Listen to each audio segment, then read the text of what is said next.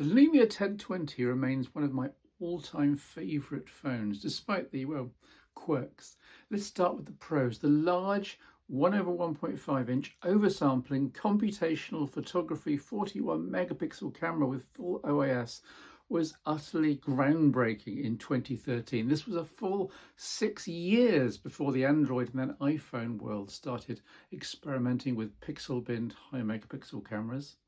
So yes, over half a decade ahead of its time. Now, being 2013, the output was set at 5 megapixels, so each output pixel was averaged from up to 9 sensor pixels, eliminating noise and providing more accurate colors and detail. Sharpening?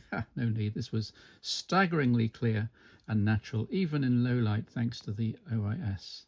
Now, back in the day, I was writing for All About Windows Phone, and my camera comparisons were popular, including my party beer test moving Xenon flash here, showing just how far ahead the 1020 was of anything else in the phone world. Of course, apart from its direct ancestor, the Nokia 808, but I'll come to that in another video. The high megapixel camera also allowed for lossless zooming up to 2.5 times and even further in video mode. All stabilised, of course, and with a camera UI to die for.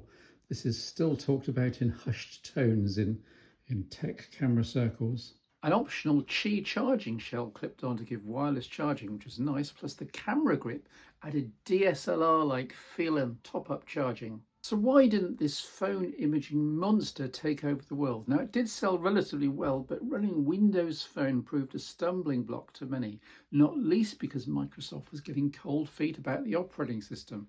iOS and Android, along with their app ecosystems, were starting to become the big players in the smartphone world, and Windows Phone ultimately didn't attract the app developers it needed. Moreover, there were some technical gotchas that had to be allowed for as a user. The Snapdragon S4 Plus inside was tasked with doing all the image oversampling. There was no dedicated ISP as on the 808. So every photo required 3 seconds of processing after capture, so not so much shutter lag as processing lag, which could get in the way in fast-moving social situations. Plus the Xenon flash, there's the focus and there's the flash, was okay, but not as bright as the 808s and almost not worth bothering with.